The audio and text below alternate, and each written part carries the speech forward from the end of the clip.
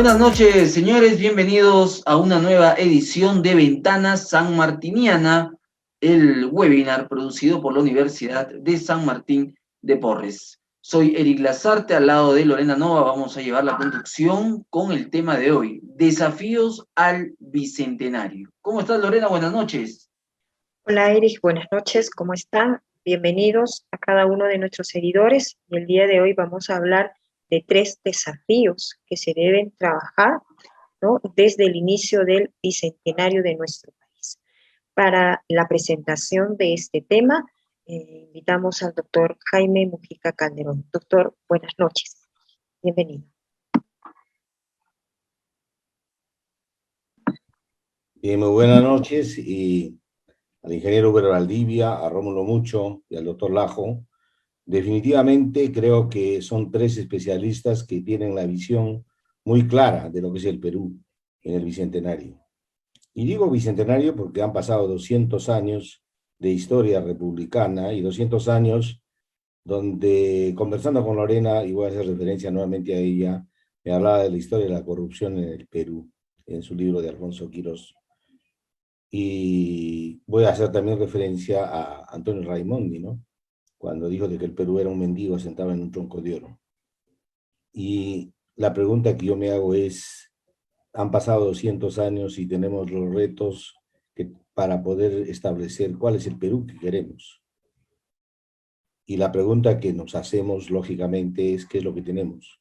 Tenemos 200 años de historia donde se han sido caracterizados, ¿por qué? Porque la corrupción ha sido prácticamente la característica de todos los gobiernos que han habido. Y no solo la corrupción, sino definitivamente creo que la incapacidad del Estado ha sido fundamental en que el Perú no pueda ocupar el lugar que le corresponde por todo lo que tiene. Y lo que tiene definitivamente, yo no creo que sea un mendigo sentado en un tronco de oro.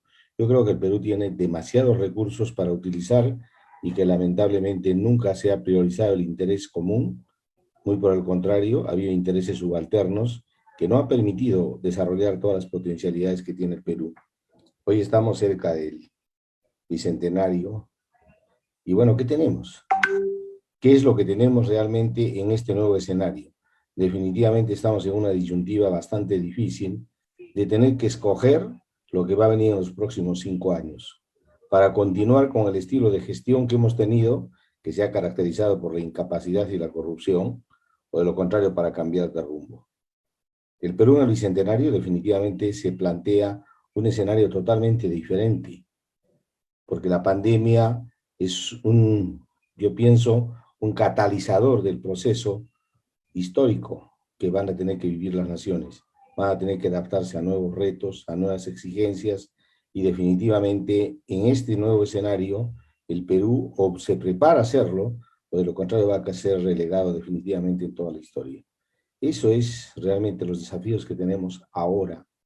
Yo quiero recordar un poco la historia y ver la época de la independencia nacional, cuando por un lado llegaba la corriente libertadora por el sur con San Martín y por el norte llegaba Bolívar.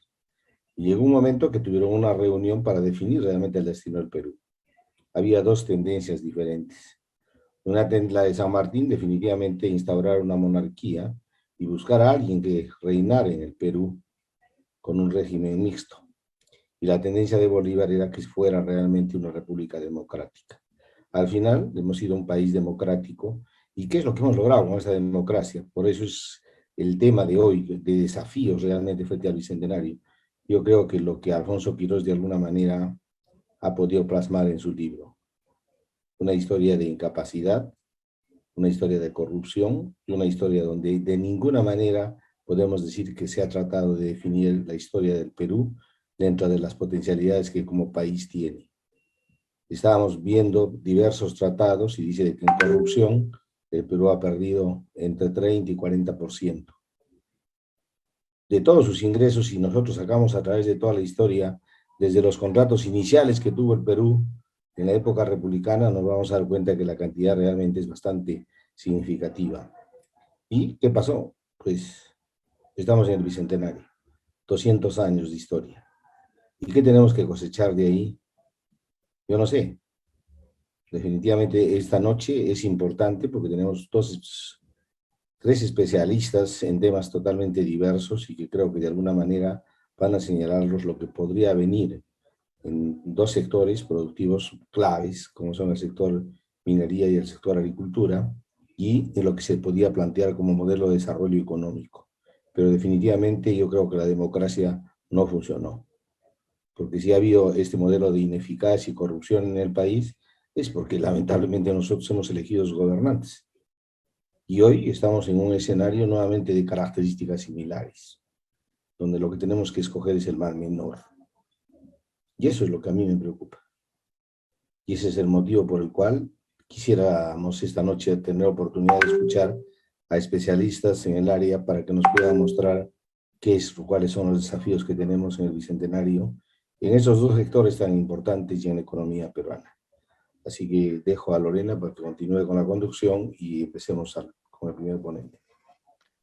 Muchas gracias, doctor Jaime Mujica, por las palabras de inicio a nuestro webinar Desafíos al Bicentenario.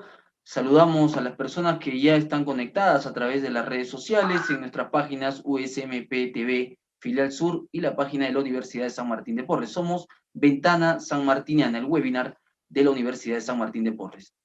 Es un gusto presentar ahora al ingeniero Uber Valdivia, ex viceministro de Agricultura y Riego. Ingeniero Uber, adelante con el tema agricultura. Su micro, ingeniero.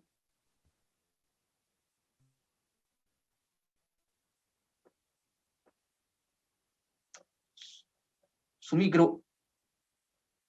Audio, ingeniero Valdivia. Ahora sí, ¿no? Ahora sí. Ahora sí, no, adelante. Bueno, repito estos primeros 30 segundos para agradecer la invitación.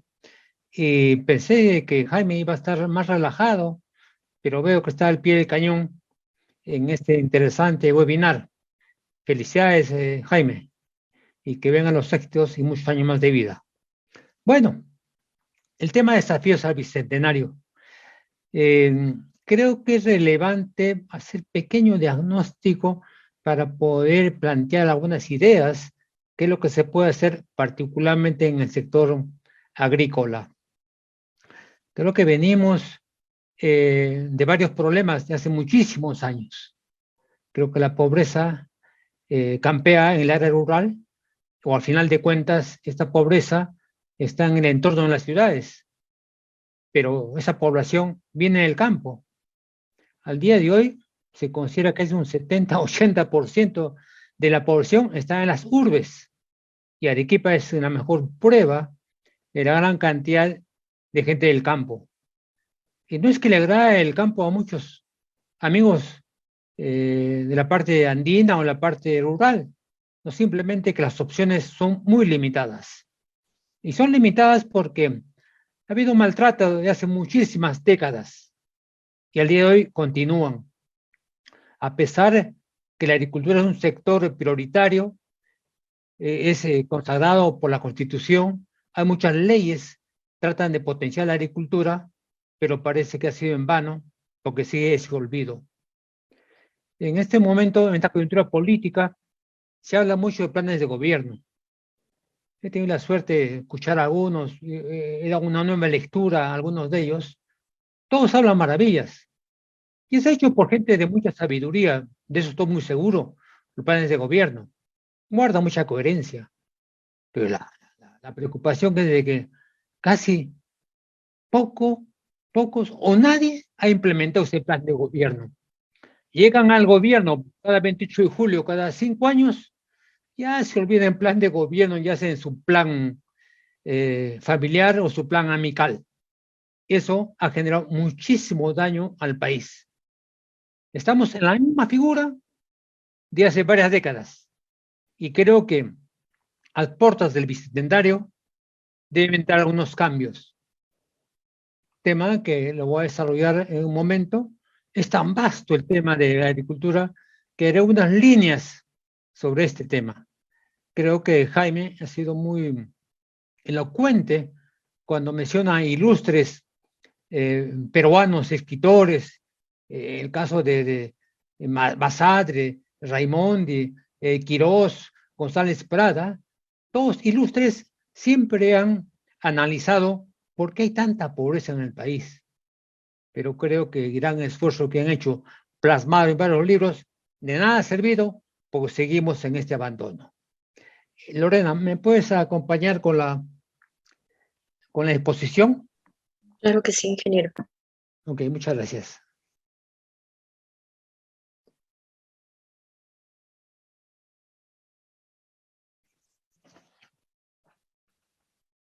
Bueno, vamos a seguir comentando de que hace 20 años hice una conferencia muy similar a la que al inicio, ¿no?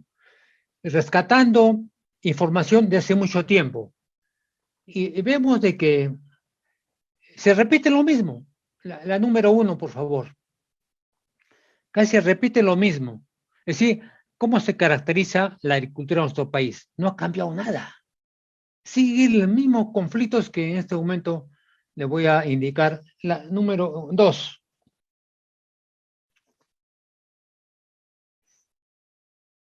Siguen los mismos conflictos. Todos nos agarramos las vestiduras, pero los cambios no se están produciendo. Y recordemos que en la era rural se concentra la mayor miseria. Todos comentan, y con mucho orgullo, que dice, puede haber 1000 conflictos, pero la agricultura va a continuar. Va a continuar, pero que no sea con esta pauperización, que no sea con ese maltrato. Sigue la número 1, por favor. La 1. Sigue la 1, no es esa la 1.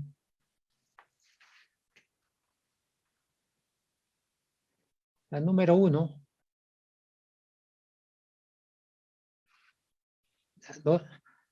Ok. Ahí repito lo que todo el mundo lo conoce. Algunos de repente la han olvidado, pero la agricultura nuestra tiene estas características. Disculpe que sea repetitiva, pero es lo que tenemos al día de hoy. Un bajo nivel tecnológico. Luego vamos a comentar cuáles son los rendimientos o productividad actual y cuál es el potencial que tenemos. El crédito agrario, escaso y costoso. Lógicamente que el crédito agrario debe estar acompañado de otro tipo de intervenciones. Extrema atomización de la propiedad. Y cada vez se atomiza más la propiedad. En forma continua debe entenderse, si hay atomización, debemos fortalecer la asociatividad para ser más competitivos.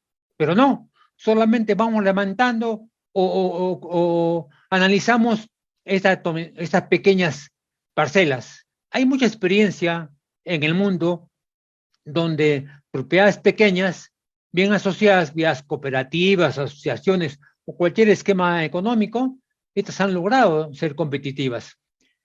¿Puede volver a la primera, por favor, Lorena? La segunda, perdón.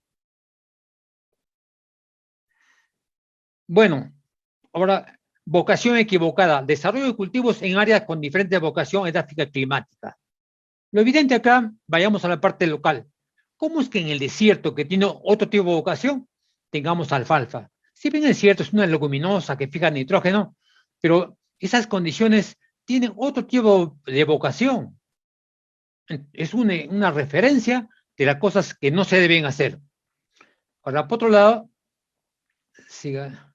No, todavía no he terminado la número 2, por favor.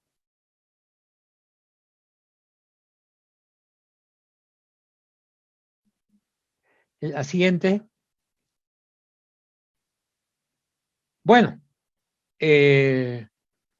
siempre nos quejamos de que hay poca agua. Es muy cierto, pero tengan que usemos que gran parte de la bajísima eficiencia del río, que luego lo voy a tocar luego. Pérdida de tierras fértiles por salinización de suelo. Se considera que hay más de 300,000 hectáreas en nuestro país se han perdido o están por perderse por problemas de drenaje o por mal uso del agua en las partes altas.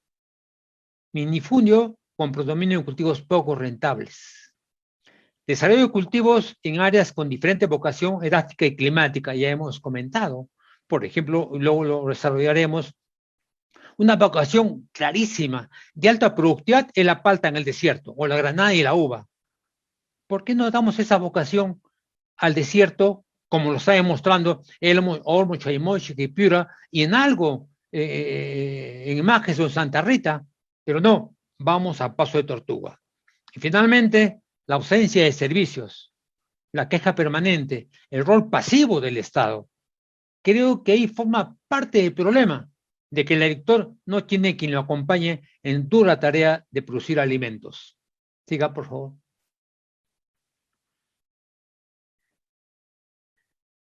Las potencialidades agrícolas. Me permitió poner este cuadro, donde solo tomo como referencia la palta. Información hasta el año pasado. ¿Cómo crece la palta? Y así puedo hablar de la vid, de granada y muchos más, del arándano. Pero la pregunta es, ¿esta información está llegando al agricultor? Sí, está llegando, pero llegando a segmentos empresariales que han colocado exportaciones por más de 7.000 millones de dólares. Está muy bien. Y el Perú profundo, o la gran cantidad de agricultores, no tiene esta referencia.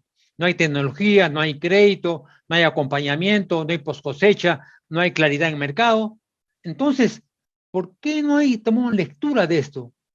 Si bien es cierto que el agricultor se dedica a producir, pero ¿dónde está el Estado? Gran parte de esta charla va a estar dirigido al rol del Estado a puertas de un bicentenario, donde creo que hay que cambiar muchas cosas más. Siga. Decíamos la vocación. Volvamos al ejemplo de Arequipa, que puede ser el ejemplo en muchas regiones en el país. En Arequipa tenemos casi 150.000 hectáreas. La alfalfa ocupa la mayor cantidad de área.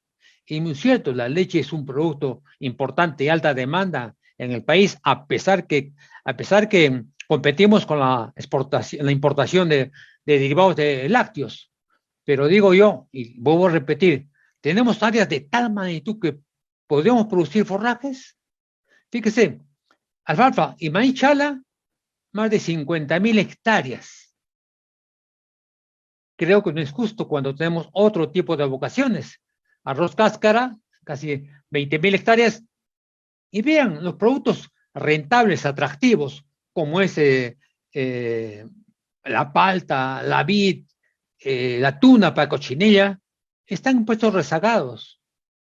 Como por decir, falta información.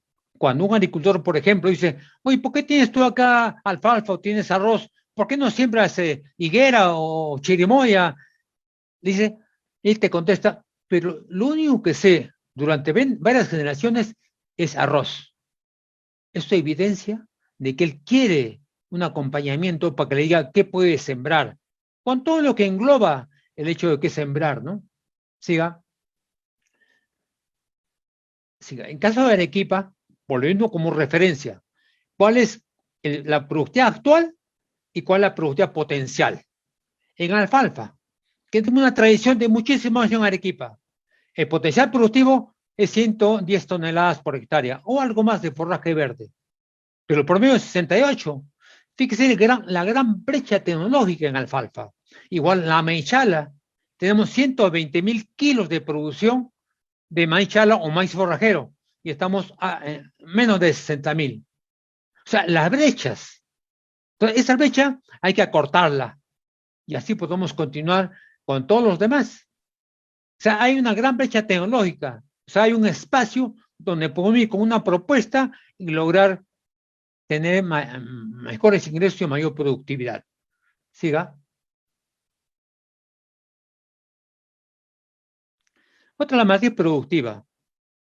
Estamos produciendo lo mismo que hace 30, 40 años, excepto esta franja desértica de los grandes productores para exportación. Seguimos con lo mismo. Seguimos en el caso de Arequipa con la cebolla, con el ajo, la papita. El crecimiento explosivo de las producciones, igual lo que sucede en el arroz, no tiene como correlato la alta demanda. Entonces hay que buscar un equilibrio, hay que buscar una planificación. Pero la planificación no tipo dictatorial, sino una planificación donde le des información al agricultor. Mira, no siembres arroz, pero acá tienes para sembrar guayaba, por mencionar una posibilidad, ¿no? pero no hay esa información. Seguimos con la matriz productiva hace 30 o 40 años. Siga. Por ejemplo, decimos, la sabiduría en toda actividad humana es el equilibrio. Y acá en la agricultura el equilibrio es tratar de tener un balance entre oferta y demanda. Pero no, vemos que al año tenemos una gran abundancia, por otro lado, de cualquier producto, por otra parte, una escasez. ¿Quién paga las consecuencias? Por un lado, el agricultor, que vende su cebolla a 10 centavos el kilo, o por otra parte, la ama de casa, que en épocas de cierta época del año paga 15, 20 veces más por la cebolla. ¿Por qué esos desequilibrios? ¿Por qué? Porque no hay una intervención del Estado. Vuelvo a decir, no una intervención controlista, sino una intervención informativa y buscando alternativas también. Decíamos, en Arequipa, en 20 años, la producción ha crecido 2.5 veces más. Ha crecido 2.5 veces más. Mientras que la población creció únicamente el 20%. Fíjese, por lo tanto, hay una sobreoferta. Es cierto que ha crecido la población. Es cierto que mucha papa va a otras ciudades, pero siempre también estas ciudades también reciben papa de otros sectores y tenemos estos desequilibrios. El ajo ha crecido 7.5 veces más y la cebolla 3 veces más. La pregunta, esta gran oferta de alimentos, ¿a dónde está yendo? Ahí vienen las pérdidas. Y creo que el agricultor no merece maltrato con mucha permanencia. Es cierto, hay cosechas o momentos en donde ni lo sabe el agricultor que le tiene un buen precio, pero más son las derrotas que las victorias.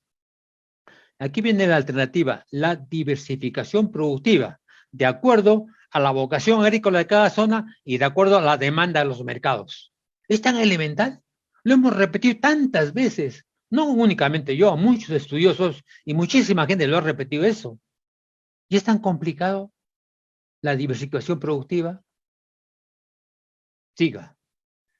Por eso este diagnóstico empuja a que los que van a dirigir el país o los que están dirigiendo tengan una mirada en el campo. No merecemos tal maltrato. Hay muchas cosas que sí se pueden hacer.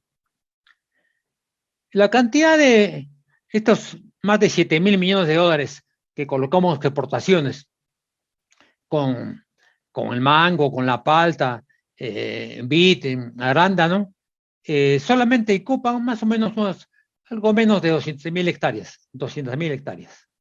En el país tenemos 3 millones de hectáreas que tienen esa vocación, no únicamente para los cultivos mencionados, sino para otro tipo de cultivos. La pregunta es, ¿estamos haciendo algo por ellos? Una gran alternativa, proyectos hidráulicos del INADE. El INADE es un proyecto, es una división bloqueada donde se concentra más de 400.000 hectáreas. Pase, por favor. Muchas veces truncas. Y los ejemplos son Emaques, Chayimochi, Olmos, Alto de Piura, Chinecas, Tambo Jaracocha, Pasto Grande, Tacna, todos prácticamente bloqueados, con problemas de malos enfoques técnicos, falta de presupuesto, problemas judiciales. Son 400.000 hectáreas. Imaginemos el INADE, esta gráfica que viene es de hace 20 años. ¿Qué hubiera pasado si estos proyectos estarían en desarrollo? La historia hubiera sido diferente. Cuando hablo de agricultura, no únicamente hablo de generar riqueza o exportaciones, hablo de generar empleo. El ataque frontal a la pobreza es la agricultura. Siga, por favor. No satisfacerse con una exportación de mango o exportación de vid. No. Ese es ataque a la pobreza. Aquí tenemos los proyectos. 20 proyectos del INADE. Esta gráfica es de hace 20 años. Y nada ha cambiado. Seguimos con los mismos proyectos truncos. Poyangotume, Chirapiura, Olmos, Tinajones, seguimos lo mismo. Ha habido mejoramiento, es muy cierto, pero un mejoramiento pálido con respecto al potencial que tiene todas esas áreas. Siga, por favor. ¿Dónde va la esencia de de lo que estoy comentando, estimados amigos. El acompañamiento del Estado. Pero debe estar basado en no unas grandes inversiones, que son bienvenidas, pero creo que hay caminos más cortos que la extensión agrícola. Ir con un mensaje al agricultor. Como siempre lo repito, vas con un mensaje, cambia semilla, o fracciona tu nitrógeno, o haz la poda así. Con ese tipo de recomendaciones al cuarto o quinto mes, puedes tener resultados. ¿Y cuánto cuesta? Hice un estudio hace unos meses que está costando más o menos unos 300 soles por 2 años por agricultor, por hectárea. 300 soles. ¿Y saben cuánto que está por hectárea? ¿Sabe cuánto invertimos acá en nuestro país en proyectos donde sin ton ni son? 60.000 soles por hectárea. Disculpen mis amigos de Tambo, por ejemplo. El proyecto Yanapugio o cuando era otros proyectos, se está invirtiendo más o menos 60.000 soles por hectárea. Si yo soy un agricultor que tengo 5 hectáreas, con plata de todos los peruanos estoy invirtiendo 300.000 soles en este señor. Que si es una inversión, bienvenida, pero la inversión tiene que estar complementada con un enfoque de productividad, con un enfoque de cultivos que generen riqueza, recuperan inversiones y luego generen empleo. No. Acá en el país haces la represa, y al final ve cómo tú te las arreglas. No es así. Por eso, los proyectos no únicamente es construir una represa, los proyectos tienen que tener un enfoque integral, tema que luego lo vamos a tocar muy fugazmente. La extensión agrícola tiene muchos componentes, pero me refiero a 3 principales. Siga.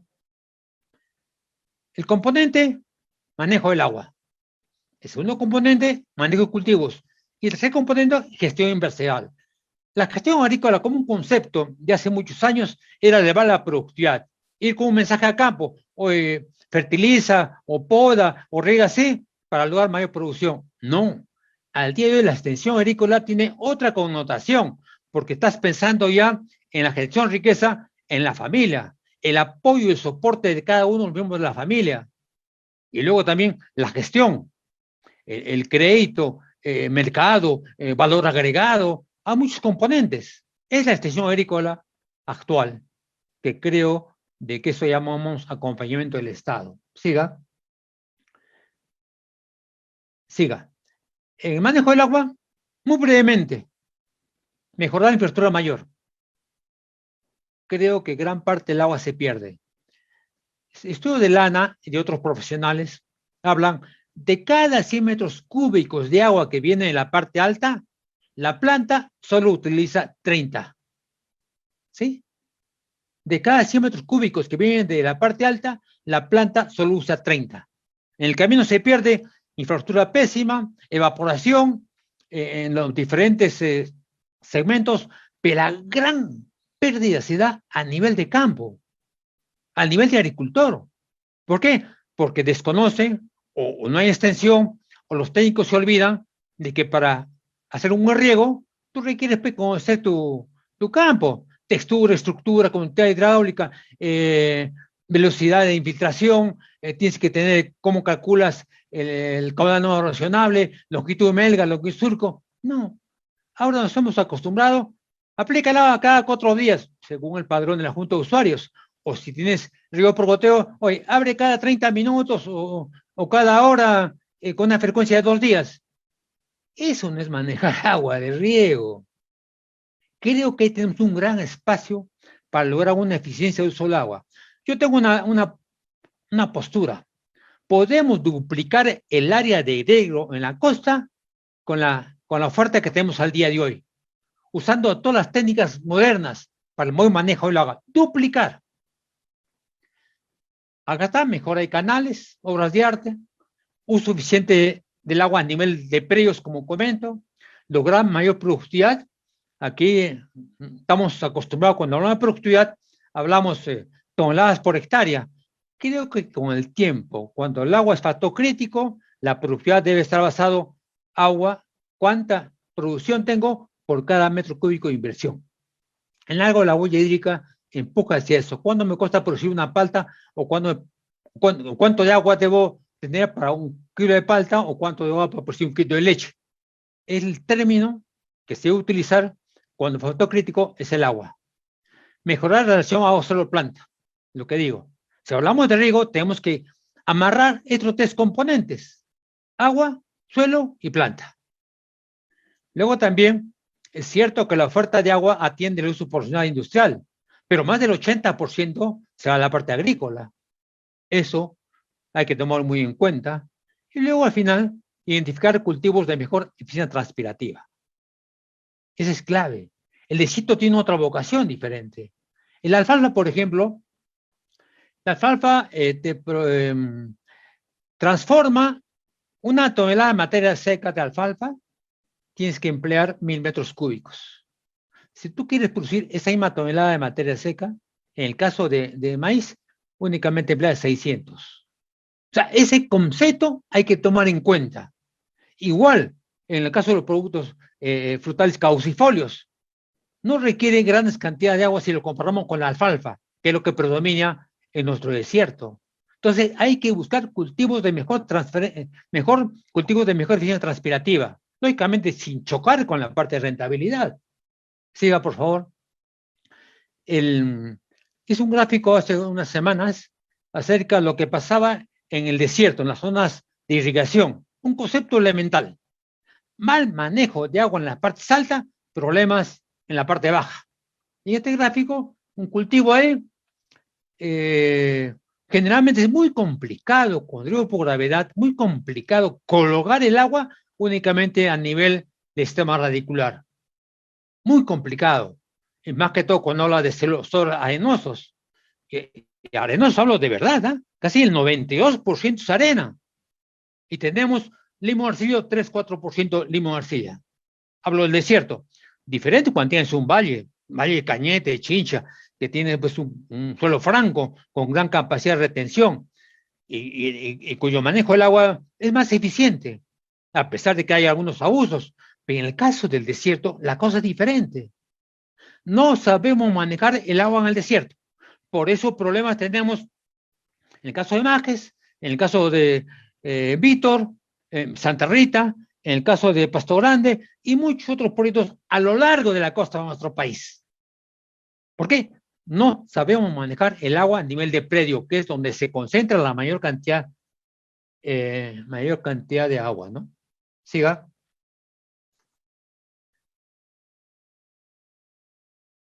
Deseamos, de cada 100 metros cúbicos de agua que se llega al campo, 30 o 35 son utilizados por la planta. Mejorar técnicas de manejo de agua, mejorar la infraestructura, desarrollar procesos de capacitación en riego tecnificado por gravedad o sistema de presurizado. Y aquí me detengo muy brevemente. Todos consideramos de que hay que poner riego por goteo por aspersión, pero no todos tenemos esa opción económica más que todo. Pero estamos descubriendo un concepto muy claro, el riego por gravedad. Riego por gravedad tecnificado, manejando todas aquellas variables que hemos comentado en cuanto al suelo. Conocer el suelo, capacidad de retención, capacidad de campo, conocer el suelo. Y de acuerdo a eso, tú puedes lograr mejor eficiencia. Acá hablamos de 30-35%. Un riego por gravedad bien manejado, puede llegar a un 60%. Es decir, duplicamos la eficiencia en un riego por gravedad. No todos podemos vincularnos con un riego por goteo o aspersión. Lo podrán hacer aquellos que tienen cultivos de gran rentabilidad, buen financiamiento que les permita recuperar inversiones. Pero nuestro gran país, la gran cantidad de agricultores en nuestro país, muy complicado que tengan esos recursos. Pero podrían empezar o podríamos acompañarlos a que usen bien el agua por riego por gravedad. Vemos encharcamientos, una mala pendiente, una longitud increíble de surcos. No puede, no es así. Siga.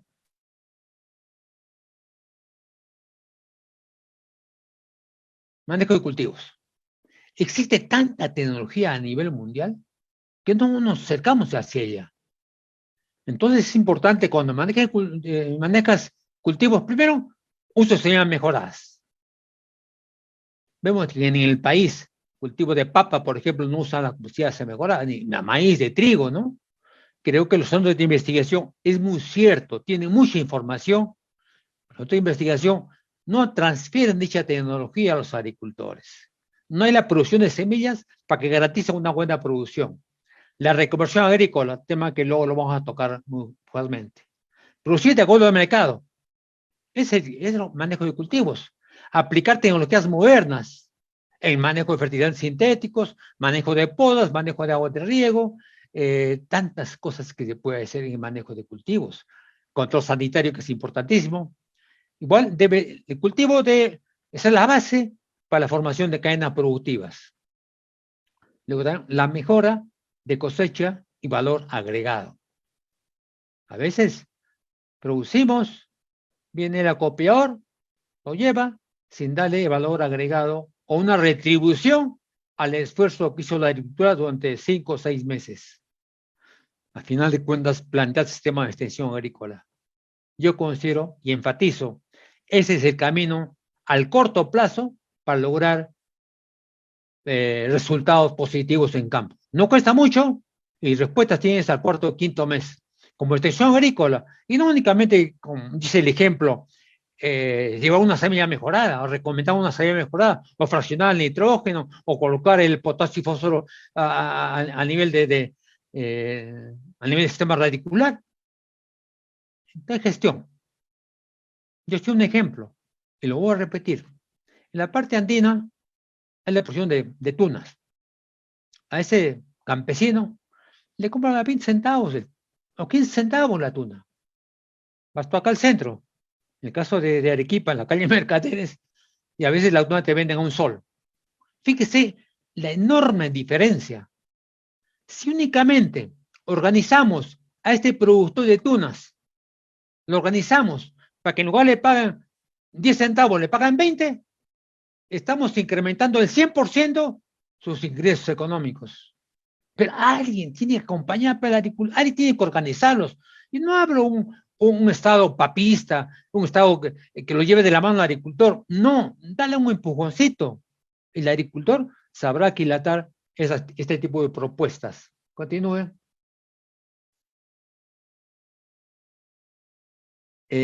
Bueno, es importante identificar los cultivos de mayor potencial. Eso está en función de tecnología, territorio y mercado.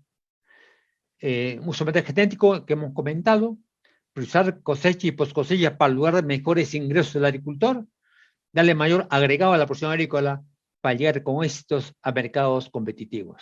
La tendencia en el mercado mundial es lograr cultivos ya, productos alimenticios ya procesados e semiprocesados. Tú un ajo, no vas y en Rotterdam vas y compras un par de ajos para pelar y darle sazón a tu comida. Es importante valor agregado. Estoy haciendo un ejemplo ya extremo, ¿no? Igual sucede en otro tipo de productos. Darle un valor agregado. ¿Para qué? Para que el ama de casa tenga mejores posibilidades de producir sus alimentos, procesar sus alimentos. Siga. De acuerdo a la vocación, etapa climática, hay que proteger cultivos. Todo lo que hemos comentado en función de mercados. La zona de la costa espléndida para la exportación, tiene esa vocación, tiene una gran capacidad de fotosíntesis que hace altas producciones. Yo digo, de repente exagero, no va a haber ningún lugar en el mundo que alcance los niveles de productividad que se dan en nuestra costa peruana. Particularmente en el caso de palta, granada, uva. Son condiciones óptimas para eso, particularmente en cultivo de palta.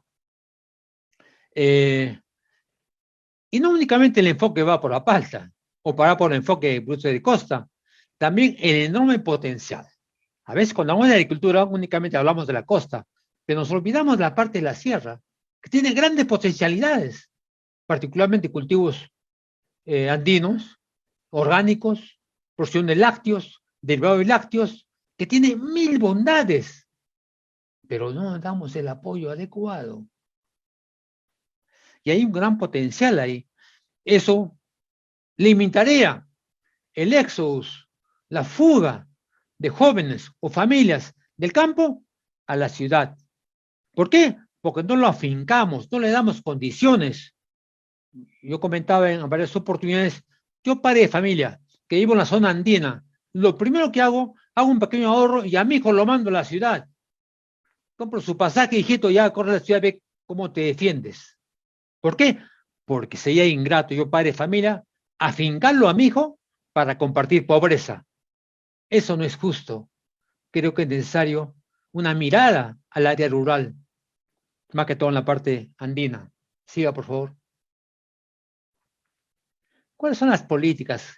¿Qué estamos haciendo en el país por esto? Siempre hablamos de la importancia que tiene la agricultura. No, perdón, gestión. Ese es el factor fundamental, gestión. Lo demás voy con una propuesta tecnológica, semilla, fertilizantes, sanidad. Pero la gestión es importantísimo acá. ¿Cómo lo acerco a este agricultor al mercado? ¿Cómo lo acerco a la asociatividad? ¿Cómo lo acerco al mundo financiero? ¿Cómo trato yo con los mercados o el comerciante? Hay que potenciar la asociatividad, hay que potenciar la información. Y para eso en la familia hay hijos, 20, 22 años, la esposa, las hijas, pueden fortalecer esta propuesta de economía rural. Creo que hemos dejado de lado este tema. A veces cuando hablamos de extensión agrícola, dice, si hay extensión agrícola en el país, claro que la hay, pero lo hay para los grandes grupos económicos. Las grandes empresas exitosas al día de hoy tienen un servicio de extensión, pero extensión agrícola para producir más y le da una retribución económica, pero no tienen el enfoque de gestión, porque no es su obligación hacerlo. Por eso el enfoque de gestión debe involucrar a la familia y manejar otras variables más, particularmente lo que es gestión. Siga, por favor.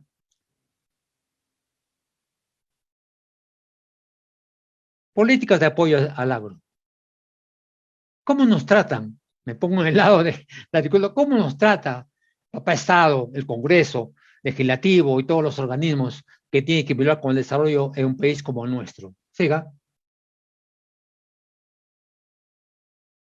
Fíjese, recursos para el agro. En el Perú, este año, 125.000 millones. Esto de agricultura, 2.000 millones. Es decir, 1.7% del presupuesto de la República para el sector de agricultura. Eso no es de ahora, viene hace 15, 20 años. Siempre ha habido un bajo porcentaje. Entonces, no nos sorprendan si es que en el campo tenemos pobreza y el éxodo se concentra en las urbes, en los cinturones de miseria de la ciudad. Es por esa la forma como atendemos eso. Y no únicamente el problema del presidente, como alguien puede decir. El problema del mismo Congreso, que es el que aprueba el presupuesto.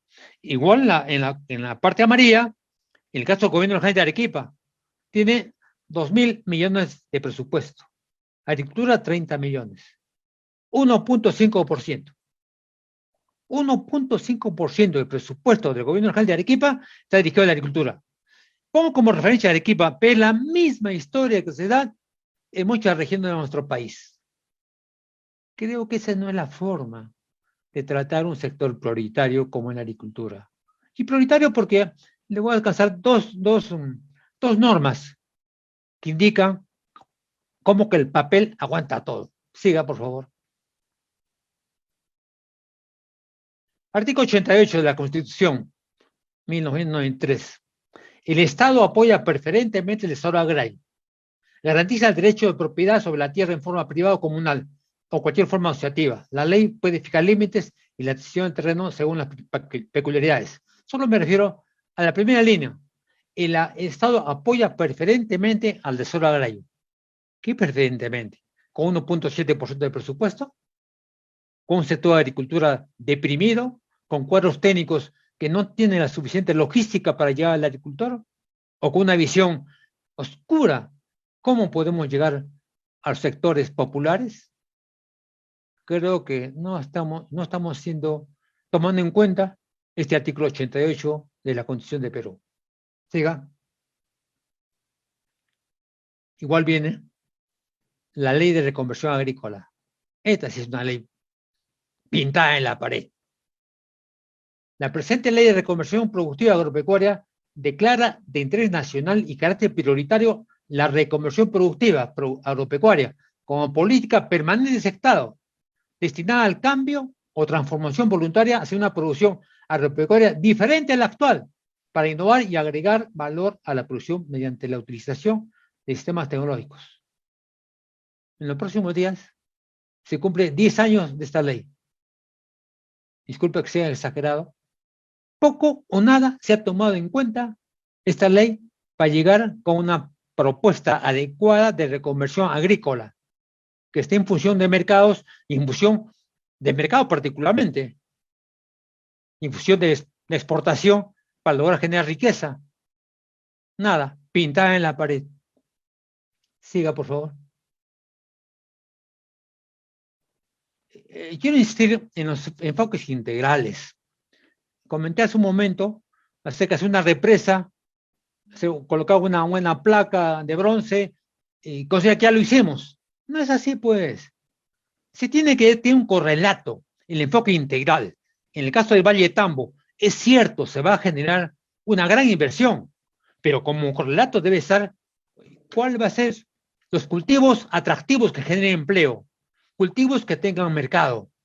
Porque si seguimos con la misma sobra de cultivo, pues no hemos avanzado nada.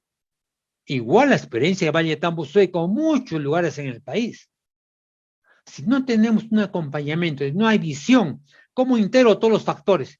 Primero, organización, hemos hablado de asociatividad. Segundo, la participación de empresa privada como proveedores financieros. No podemos dejar de lado a la empresa privada. Los ejemplos que han dado con la exportación en la costa peruana, se refleja el buen soporte que tiene la empresa privada. Pero como dicen los políticos, pero algo tiene que chorrear. No chorrear.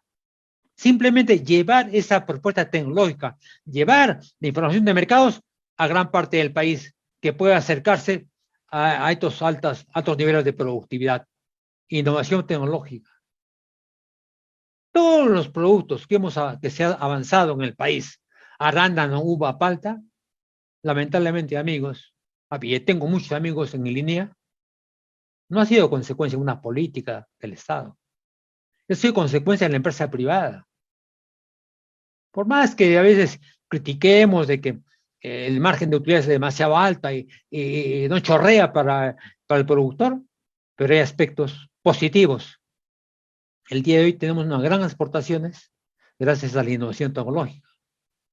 Mercado. Han aperturado mercados. Locales, extranjeros, exteriores. Gestores empresariales. El agricultor, no únicamente, muchos agricultores dicen, voy a producir palta acá, yo quiero exportar y quiero colocar en Rotterdam o quiero colocarla, no sé, en Miami. Ahí, para eso hay gestores. Primero tiene una fusión, tú eres productor y busca que te paguen bien y procura producir de buena calidad, en buen volumen y a buen precio. Es tu labor. Luego, cuando hayas cumplido esa labor, puedes acceder a otros eslabones de la cadena productiva. Pero por lo pronto, para esto hay gestores técnicos o gestores empresariales. Y al final, siempre llegamos a extensión agrícola. Cuando hablo de extensión agrícola, voy a repetir, es el acompañamiento del Estado. Llevar toda esa información, articular todos aquellos elementos que contribuyen al desarrollo y crecimiento de un país. ¿Siga? Creo que ya estamos a lo último. Sí, llegamos a lo último. Como comenté en la introducción, el tema de la agricultura está amplio, muchísimo. En el tiempo que ha permitido, gracias a la Universidad de San Martín, he podido decir algunas líneas a dónde debemos llegar en esta vía de bicentenario. Cambiamos todo el rol del Estado, cambiamos todas las estructuras legales, normas por doquier, cambiar el número de un ministerio. Creo que eso a nada bueno contribuye. Seguimos siendo el mismo sector olvidado de hace varias décadas. Muchas gracias. Gracias, ingeniero Uber Valdivia, por esa explicación y para estar con nosotros en Ventana Sanmartiniana. Bien, vamos a presentar ahora al doctor Manuel Lajo Lazo. Él está con nosotros el día de hoy. Él escribió un libro que lleva el nombre justamente de este webinar, ¿no? Desafíos al Bicentenario, donde también él enfoca diversos desafíos que debe trabajarse en estos 100 años para nuestro país. Doctor Manuel Lajo Lazo, bienvenido, muy buenas noches. ¿Me escuchan? Buenas noches. Sí, doctor. Lo que me tiene que decir es cómo hago para que me vean. ¿Ahí? Ahí. No. ¿Está su fotografía todavía? Tiene que ser entonces como chat, no, compartir pantalla. Eso es para... Compartir pantalla es para los gráficos. Para los gráficos. Ya, Sí. y para que me puedan ver, ¿cómo es? Junto al audio, ese micrófono, sí. está video. Iniciar video. Sí. Ya. Sí, pues yo trabajo esto varias veces ya, pero nunca me acuerdo. No, me cuesta mucho estar en esto. Ya, ahí creo que tengo. Perfecto. Bueno, quiero en primer lugar felicitar a nuestro amigo Uber Valdivia. Creo que personalmente nunca hemos estado juntos, pero ahora voy a aprovechar para pedirle la exposición que ha hecho. No, lo que la necesito para citarlo en trabajos que tengo que hacer.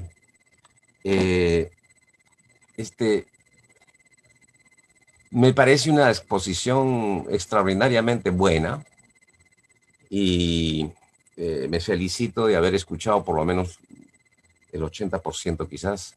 Sin embargo, me interesa mucho toda la exposición porque voy a comentarle algunas cosas. Yo no sé pues si Huber estuvo en alguno de los eventos con los ganaderos que yo estuve en Arequipa. Ya desde el año 73 que volví de Chile obligado por Pinochet, estoy en el Perú trabajando primero con los ganaderos de Arequipa y luego con todos los sectores del agro peruano. Y voy a decirle algunas cosas sobre la experiencia de estas décadas, ¿no? La del 70, la del 80, la del 90, la primera y la segunda 50 años ya, con una relación con los agricultores, con el agro. Ahora, ustedes saben que yo soy de Poxi, no he nacido ahí, pero mi papá es de Poxi, que es el distrito más pobre de Arequipa, donde están las comunidades puquinas, las comunidades de la civilización puquina, que fue mucho antes de los quechuas y los aymaras. Incluso teníamos nuestro idioma, el puquina.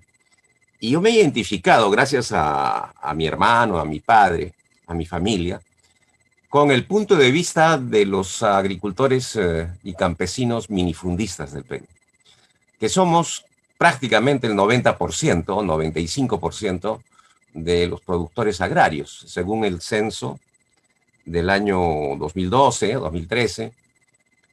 Nosotros somos 2.2 unidades agropecuarias, pero cada unidad agropecuaria puede tener unos 5 o 6 personas, con lo cual somos como unos 10, 12 millones de agricultores de los 33 millones. Pero si es que contamos a los que están en toda la cadena, vamos a ser seguramente casi la mitad de los productores de la población económicamente activa. Estamos en el agro o en la comercialización o en la transformación pequeña o mediana o grande de los productos agrarios, o en la industria eslabonada hacia atrás, la industria eslabonada hacia adelante, la transformación del transporte y el consumo, ¿no? Todo lo que es picanterías y todo eso, consumo en el hogar, y ahora pues el boom de la gastronomía. Bueno, realmente yo no sé cómo puede haber alguien que dice que el Perú es un país minero, ¿no? O sea, nunca ha sido un país minero.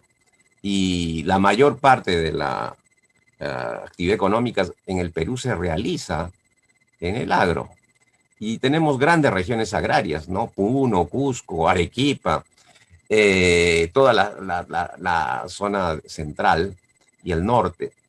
Y extraño, ¿no? Cuando escuchaba a Huber Valdivia señalar los porcentajes ridículos que tiene el sector agrario en el presupuesto y también en el presupuesto de Arequipa, yo le digo que eso es una barbaridad, en el sentido de que esos datos son pésimos, son malos. No existe esa situación. O sea, nosotros no somos un sector, nosotros somos una cadena productiva.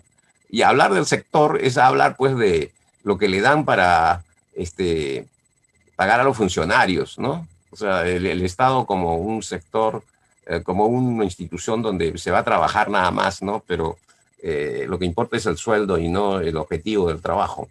Y eso es uno de los problemas, ¿no? O sea, si seguimos así, vamos a continuar lamentándonos de que el agro es un sector abandonado durante décadas. Yo le digo que sí, pero eso no es casualidad. Acá yo quisiera exponer tres partes. Una primera parte sobre lo que me han pedido, ¿no? Que hable sobre el desafío de la economía, ¿no? En la economía. Luego voy a hacer algunos comentarios sobre la agricultura y al final sobre la minería. O sea que les voy a dar algunas preguntas a nuestros compañeros de este diálogo. En primer lugar, este libro, Desafíos del Bicentenario, ¿no? Este libro fue presentado en primer lugar en Arequipa, a fines del año 2017. Y allí estuvo no solamente agricultores, como nuestro amigo Carlitos Lozada, Pancho Llerena, y todos casi de lo Fongalsur, o de lo que fue Fongalsur, los ganaderos. Pero también estuvo el hermano de Roque Benavides, Raúl Benavides, de Buenaventura, porque discutimos el tema minero y el agua, la inversión, la reactivación minera. Y fue muy importante ese debate entre el punto de vista empresarial minero y el punto de vista de los agricultores, que fue defendido por mi amigo Sotelo, Jorge Sotelo, y también por otros, ¿no?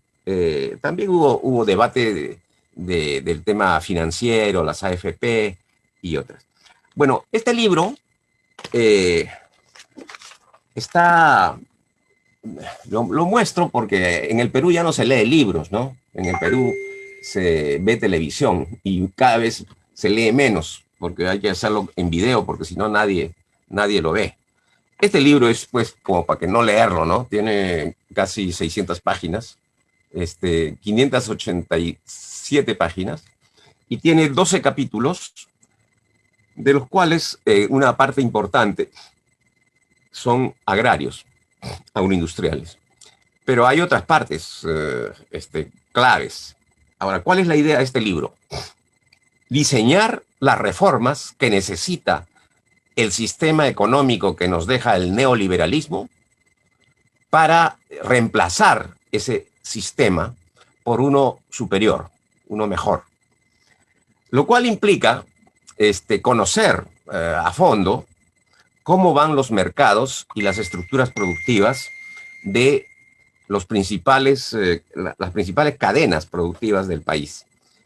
Y eso yo creo que lo hemos logrado, ¿no? Y después de Arequipa, en que discutimos este libro en Conrede, gracias a los amigos de esa institución y a los colegios profesionales, lo discutimos en la Sociedad Nacional de Industrias en Lima, y felizmente vinieron tanto Francisco Llerena Butrón como Jorge Sotelo de Arequipa a participar en ese diálogo, en ese debate.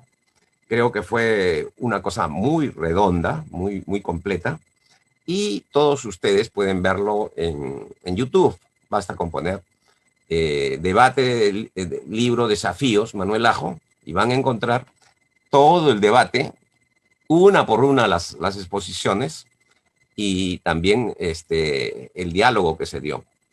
Pero también van a encontrar en YouTube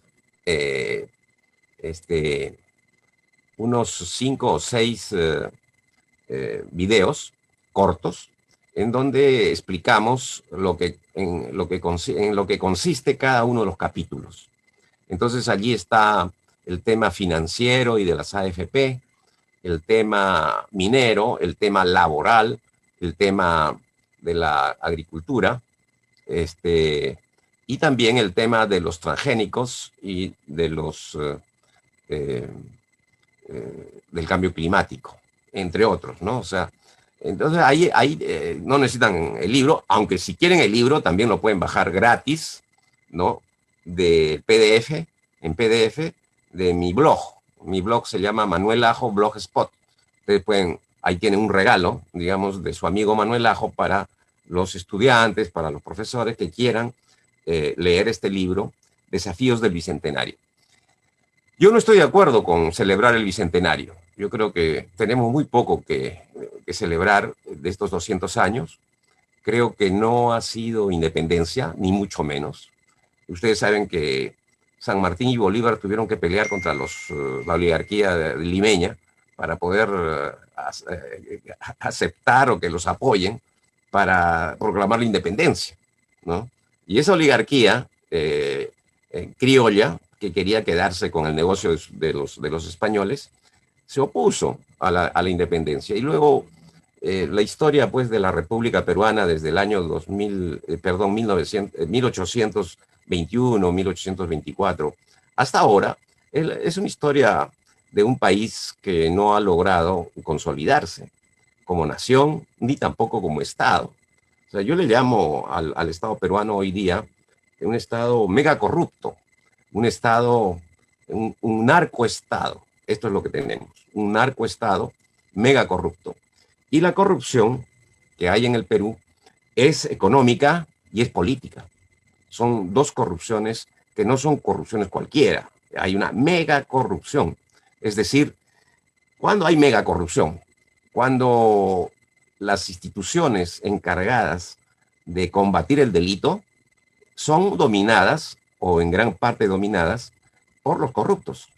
El Poder Judicial, el Ministerio Público, el Congreso, gran parte del Ejecutivo, mucho de las Fuerzas Armadas. Hay un proceso de corrupción. Estas elecciones que vamos a vivir o estamos viviendo son un proceso de corrupción que justamente busca legitimar por 5 años un Estado que se cae a pedazos, que tiene 7 presidentes seguidos rumbo a la cárcel. Uno se ha suicidado. Entonces, ¿qué tenemos que celebrar? Tenemos que celebrar 200 años de un Estado, repito, mega corrupto, que además sigue con las mismas, ¿no? O sea, nosotros ahora tenemos que escoger entre 2 opciones, ¿no? Una que no tiene apoyo popular, pero sí tiene todo el control mediático. Todo el control mediático y todos los días están machacando la idea de que votar por la cabecilla de una organización que formalmente, ¿no? Formalmente ha sido acusada ante el Poder Judicial y hay una acusación fiscal oficial. Y ella debería estar en el proceso judicial. Pero no, está apoyada por Mario Vargas Llosa, queriendo salir del país a exponer en Quito con el peligro de que se escape. Y además hay un proceso pues, electoral tremendo, ¿no? O sea, rarísimo, ¿no? Donde tenemos, por un lado, como digo, un sector que tiene el control de todos los medios de comunicación y otro sector en donde nadie daba nada por Pedro Castillo y el día de las elecciones aparece ganando las elecciones. Las encuestadoras no han explicado por qué ni lo contaban, ¿no? Y que ha ganado, ¿no? Pero eso es lo que siempre han hecho las encuestadoras. Las encuestadoras nunca han acertado, porque no son instituciones serias, o sea, son parte de la megacorrupción, son parte de una forma de imponer gobiernos en el Perú. o sea, puede ser muy político esto, pero es necesario, ¿no? Yo creo que es necesario decirles esto antes de entrar a los temas más técnicos, porque ustedes saben que yo he sido congresista y una de las razones por las cuales me persiguieron y me levantaron la inmunidad fue que yo nunca me callé denunciando el fraude, los 3 fraudes con los cuales se impuso la Constitución actual. El año 92 yo fui candidato. Cuando hubo el golpe de Estado me animaron, yo era profesor de la Católica, fui candidato y la noche que como candidato fui a hablar, fuimos a conversar con el secretario general de la OEA en noviembre del año 92. El 22 de noviembre, nos fuimos a conversar el 20 o 21, y yo le mostré, ustedes pueden ver también en YouTube, si ponen ahí, ¿por qué Manuel Lajo? Van a encontrar que ahí está. El día de las elecciones, yo salí en Canal 5 y les dije cómo iban a hacer el fraude, o cómo lo habían hecho ese día. Y era muy sencillo. O sea, la hoja donde estaba el escrutinio, o sea, los resultados, estaba desprendida de la hoja donde estaban las firmas. O sea que no había problemas en cambiar los resultados porque no había firmas en esa hoja. Y en el otro lado hicieron firmar 4 veces a los pobres miembros de mesa, ¿no? Pero les cambiaron todo lo que quisieron. ¿Quién? Montesinos. Con las Fuerzas Armadas llevando el resultado. Entonces yo le reclamé al señor Baena Suárez, que era el secretario general de la OEA, y el jefe de la misión de observadores. Yo le dije que si no le daba vergüenza hacer pasar a todo un país por una cosa como esa, ¿no? De hacerle un acta electoral fraudulenta. Entonces él me dijo, espera un momento, yo voy a arreglar esto. Llamó al presidente del Jurado Nacional de Elecciones y le dijo, usted me da inmediatamente una resolución diciendo de que ninguna acta de escrutinio que no tenga firmas es válida, o sea, va a ser inválida. El acta de escrutinio que no tenga firma de los miembros de mesa se anula. Y al otro día, en todas las regiones, los presidentes de la OMPE o del jurado en Arequipa era Galdos Larrú, recibieron otra resolución que no había sido publicada, pero no tenía ninguna firma de ningún miembro de la junta del jurado. ¿Y qué decía la resolución? Que sí se validara al escrutinio aunque no tengan firmas. O sea que se burlaron el Jurado Nacional de Elecciones se burló de la resolución que sacó al otro día, o entre el Jurado Nacional de Elecciones y el señor Baena se burlaron de nosotros, porque anularon eso. Entonces, de ahí viene, digamos, el CCD. El CCD fue eran 80, ¿no es cierto? De esos 80 eran como 60 fujimoristas, porque sacaron 44 directamente y con Rafael Rey y otros hicieron pues un cargamontón ahí. Una constitución es un acuerdo de una sociedad. Pero ¿cómo va a haber acuerdo si usted me hace trampa? Si me mete unas actas y pone a los que le da la gana en el CCD. Y esa es la constitución que hicieron. Pero ustedes me van a decir, bueno, pero mire, cuando hubo el referéndum, el 31 de octubre del siguiente año, para aprobar la constitución, uno de los miembros del jurado, eran 5, el doctor Chávez Molina, el PU1 de Arequipa, denunció que él no iba a firmar nada porque habían cambiado los resultados de Puno, de Arequipa y otras partes con liquid paper, y que eso no debía hacerse, que se estaba aprobando una constitución y no se podía hacer trampa. Y entonces él nunca firmó, y por lo tanto la constitución no tiene una resolución firmada por los miembros del jurado, sino que con un simple comunicado de prensa se dijo que había ganado el sí sobre el no. Y en realidad había ganado el no sobre el sí, pero hicieron trampa. Ahora bien, Segundo fraude. Tercer fraude, el 95. Para aplicar la constitución nueva, que era una constitución neoliberal, hicieron unas elecciones en donde yo fui candidato nuevamente. En la primera no había salido, pues me pusieron quinto y salieron 4 de mi partido nada más. En esas sí gané, ¿no? Yo fui congresista en el 95. Pero ¿saben qué pasó? Anularon el 42% de los votos para el Congreso. 42%. Y abiertamente, ¿no? Dijeron que en Iquitos se había anulado el 60% de la votación, en Tacna solo el 10%, en Chimbote el 12%, pero en otras partes donde la oposición tenía mucha fuerza, anularon el 50%, el 40%, el 45%. De esa manera, el fujimorismo, con solo 30% o 33% de apoyo, logró mayoría en ese Congreso. Ese Congreso fue el donde yo estuve. Y el 1 de agosto, cuando hubo la primera sesión, yo me paré y les dije, miren, yo con todo respeto les digo que ustedes no son mayoría, que ustedes han sacado solo 2.200.000 votos, les dije a los fujimoristas, y los votos nulos y blancos son 4.5 millones. Por lo tanto, ustedes son la primera minoría. Los que han ganado son los nulos. ¿Y por qué han anulado tanto? Para poder tener mayoría en el Congreso. Bueno, ya no, les digo, hay 3 fraudes electorales con los cuales se aprobó la Constitución que tenemos. Y eso hace 29 años. Hace 29 años el Perú tiene una Constitución que ha sido aprobada por un golpe de Estado, impuesta por un golpe de Estado y 3 fraudes electorales. Yo, por supuesto, denuncié eso en la Fiscalía. Hace 29 años que la Fiscalía pelotea esa denuncia. Lo manda de un lado a otro. Después lo he hecho pedir con los congresistas, lo he hecho pedir con los presidentes de la Corte Suprema. Ahora mismo hay nuevamente presentado esa denuncia de los fraudes. Pero el Ministerio Público encubre los fraudes. Se hace, o sea, mira para arriba y silba, ¿no? Entonces, ese es lo que quiero decirles, amigos. Yo lo hablo para Arequipa, porque en Arequipa siempre hemos sido jurídicamente muy serios y no nos gusta que nos hagan cholitos, que nos hagan el avión. Y no vamos a permitir que esto continúe.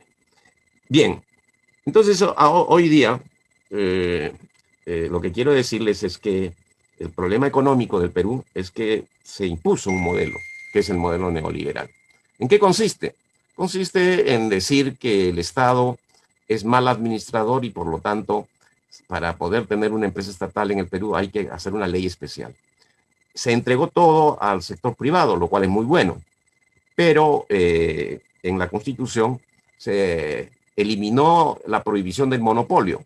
Y hoy día, si van ustedes a cualquier mercado, van a encontrar que los monopolios manejan ese mercado. Pero son los monopolios, dicen, de que están defendiendo el mercado libre. Pero el mercado no es libre, es de ellos. Son dueños. O sea, ¿quién es el dueño de la industria láctea? 2 o 3 empresas. Una con más del 50-60%. ¿Quién es el dueño de la industria de molinería de trigo? 2 empresas. Molitalia, pero la principal es Aricor. ¿Para qué les sigo? Ustedes saben perfectamente bien que hablemos de pasajes aéreos, hablemos de trenes a Machu Picchu, hablemos de sector textil, hablemos de metalmecánica, hablemos de puertos, aeropuertos, todo es monopolio y eso está constitucionalizado. Entonces, lo que tenemos es una economía neoliberal de 30 años, 29 años, ¿no? Que ha sido constitucionalizada con trampa, con fraude, y que se ha desvestido, se ha desnudado cuando ha venido la pandemia. Cuando vino la pandemia el año pasado, ¿se acuerdan ustedes? Creo que fue el 16 de marzo que empezó el confinamiento y el terror, el miedo de morir. Estuvimos 4 meses encerrados en la casa, muertos de miedo, ¿no? De no salir porque nos contagiábamos. Y seguimos en eso. Sin embargo, o sea, de 12 meses, hemos tenido 4 encerrados. ¿Eh? Y, sin embargo, el Perú es el país en donde hay más muertos por millón de habitantes en el mundo. Y se descubrió que no había infraestructura de salud pública. Se descubrió que nuestro sistema de salud era un desastre, que no había coordinación entre salud y el Ministerio de Salud. Se descubrió que entonces 30 años de crecimiento económico, 30 años de neoliberalismo, no habían podido ni siquiera tener las camas UCI, oxígeno y un sistema más o menos humano, decente, de salvar la vida de nuestra gente. Dicen que ha habido 60.000 muertos, la otra cifra dice que han sido 160.000. No lo sabemos cuántos serán, pero podemos decir que ha habido unos 200.000 muertos de coronavirus hasta ahora en el Perú. Y obviamente los que más sufren son los que no tienen plata, los que no pueden comprar oxígeno, los que tienen que pasarse buscando cómo entrar a un hospital. Eso no es aceptable, eso no podemos aceptarlo. Acá en el Perú se ha impuesto un sistema económico que ha creado monopolio, que ha llevado al crecimiento, sí, pero no ha resuelto los problemas de fondo. Y más bien hay un problema ya de estallido del modelo neoliberal en América Latina. O sea, Chile hace poco ha elegido a gente que va a elaborar una constitución. Y los chilenos ya tenían 40 años de modelo neoliberal. En octubre del 2019, antes de la pandemia, explotó Chile y hizo marchas en todo el país y obligó a hacer una constituyente. Ahora van a hacer una constituyente. Van a cambiar la constitución de Pinochet. Van a hacer una constitución más moderna, más racional. En el Perú, ahora estamos enfrentados dos modelos. El modelo, miren, cuando yo he hablado de la corrupción política, de los fraudes, no lo he hecho por molestarlos. Les estoy diciendo que aquí la corrupción económica es producto de la corrupción política y a la vez la corrupción política es producto de la corrupción económica. Cuando Dionisio Romero Paoletti, el hijo de Dionisio Romero Seminario, le da $3.650.000 a Keiko Fujimori para financiar su campaña del 2011 y del 2016, es el poder económico comprando a el poder político.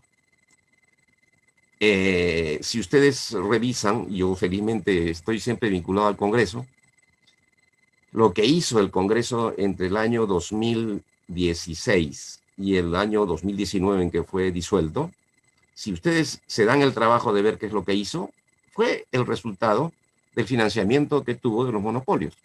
O sea que el Congreso estaba comprado por los monopolios. Y entonces, cuando hablan de democracia, cuando hablan de elecciones, cuando hablan de derechos, están hablando formalmente. La verdad es que en el Perú el poder económico ha sometido al poder político. Y el poder político se ha ido corrompiendo a tal extremo que la calidad de los congresos cada vez es peor, ¿no? Y que ya no participan en por ejemplo, en el legislativo.